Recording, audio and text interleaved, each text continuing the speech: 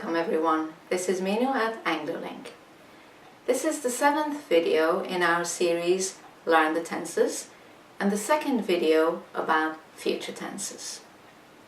In the first video we looked at the differences between will and going to, and in this video we're going to look at the use of the present continuous tense, that's I'm doing, for a future action and contrast it with going to.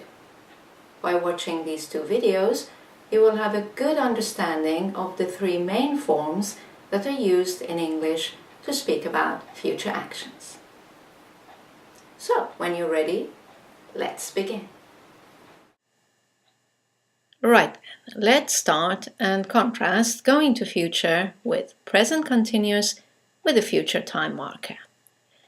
First of all, just a brief reminder of the formulation of the two forms.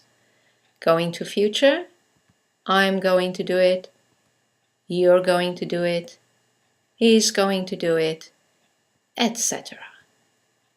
And present continuous, but this time including a future time marker, I'm doing it tomorrow, you're doing it tomorrow, he's doing it tomorrow, etc.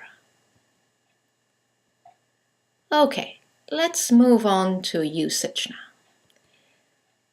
Let's start with the second usage of the going to future that we looked at in the previous video.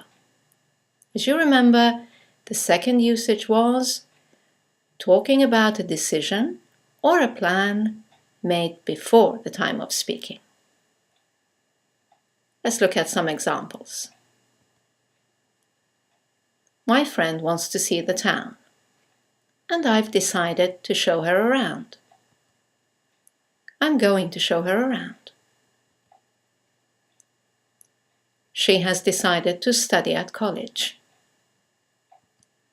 She's going to study psychology. He is planning to seek legal advice. He's made a decision.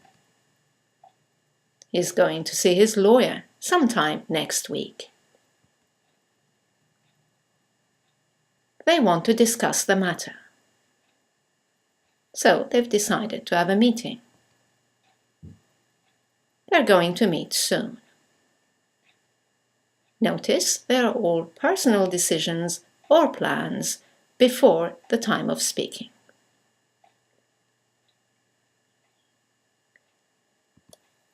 Let's have a look at when we use the present continuous plus a future time marker then.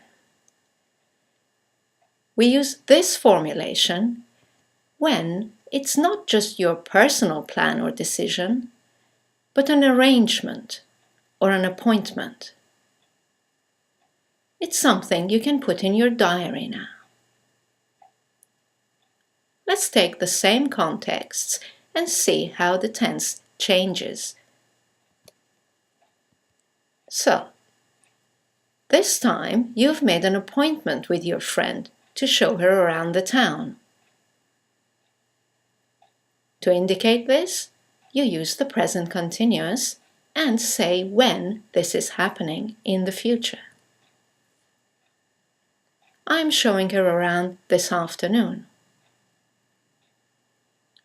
In the second example, she has now registered at college.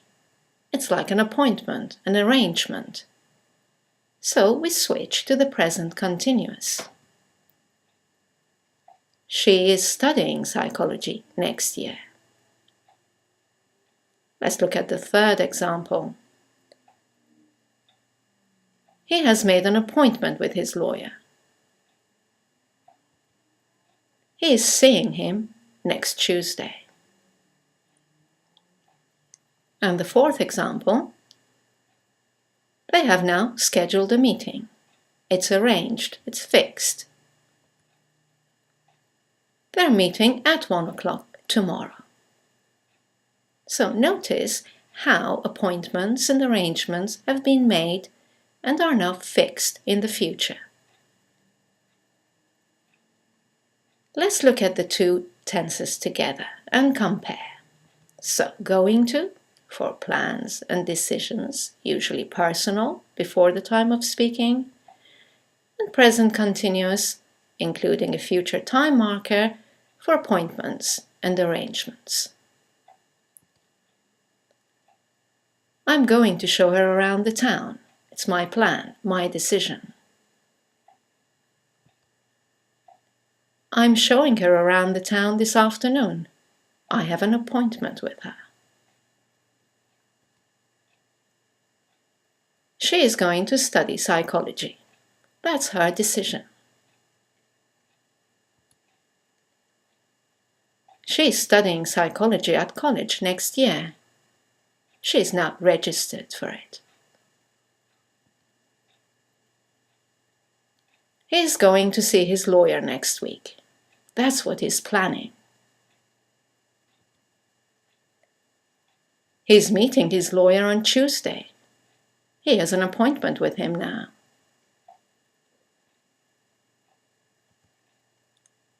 They're going to meet again soon. They've decided that. They're meeting at 1 o'clock tomorrow. They have made an appointment for this meeting. Right, in a dialogue, you want to ask your question with either form. You can ask about their personal plans or about their arrangements. And they can choose the form that best fits their answer. They will tell you whether it's just a plan or an arrangement. So you can say, "What are you going to do tomorrow?" Or, "What are you doing tomorrow?" If they have an arrangement, they can answer with the present continuous. For example, "I'm visiting my parents." Or, "I'm playing tennis with a colleague." If they only have personal plans or decisions, they will answer with the going to form. For example, "I'm going to finish my homework." Or, "I'm going to tidy up my room." Note that it's best to avoid saying "What will you do tomorrow?" unless you follow it with an if. What will you do tomorrow if you finish your work early? There's one more point to mention to you. That's about timetables. If your arrangement involves an external timetable, then you need to use the present simple to speak about it. Let's look at some examples. For example, what are you doing tomorrow, next week, etc.? Let's say someone says, "I'm flying to Geneva." And there's a timetable, there's a flight timetable. He or she will have to say, "My flight leaves at 11 a.m. We're going to a concert next Saturday. To give the time the concert begins, we switch to present simple. The concert begins at 8 p.m. Let's look at another arrangement. She's watching a movie with us this evening. To give the time the movie begins, we switch to present simple. The movie starts at 7:30. Another arrangement. They're arriving by train tomorrow afternoon. To give the timetable of the train, switch to present simple. Their train arrives at 3:15 p.m. Right, it's time to do some exercises. Obviously, a common mistake can be using the present continuous instead of going to, and vice versa. So let's look at some situations and see which sentence sounds better to you. First example, someone says, "Have you booked an appointment with your dentist?" What's better to answer? "Yes, I'm going to see him tomorrow morning." Or, yes, I'm seeing him tomorrow morning.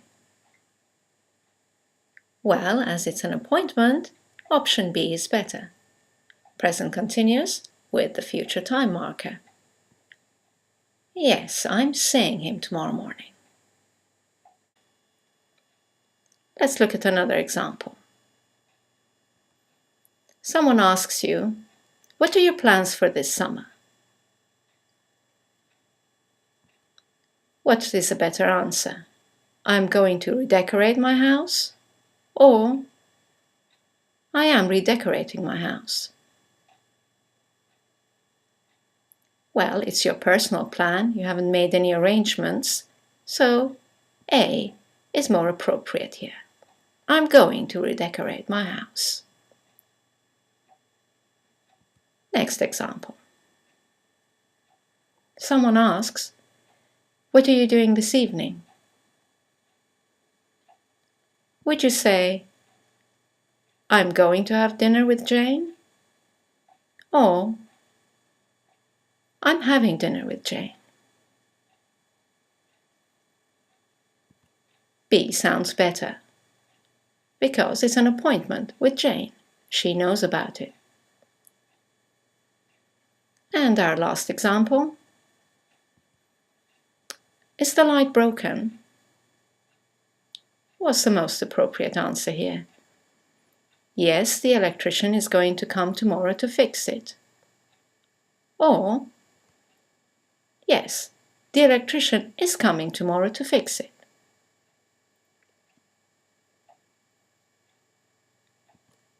B definitely sounds better, because you have an appointment with the electrician. He's told you he's coming. Okay, let's finish our review of the future tenses by looking at this table that summarizes the uses of will, going to, and be doing. Will for a decision at the time of speaking, going to for a decision before the time of speaking, and be doing for an arrangement or an appointment. And will for uncertainty, with expressions like I think, maybe, probably, and going to for certainty, with expressions like I'm sure, I'm certain, definitely. Please remember that these are guidelines for you to be able to choose the most appropriate form in each situation. Of course, sometimes both forms work equally well. But really, only a native speaker would know that instinctively. As a non-native speaker, it is useful to follow these guidelines that allow you to be really confident in choosing the future forms. Well, I hope you've enjoyed this video about future tenses and the previous one. As you know, what you need to do next is to go on our website, anglolink.com, read the explanations again, and do the exercises to reinforce all these points. And I'd just like to say thank you for watching and see you in the next video. Bye now.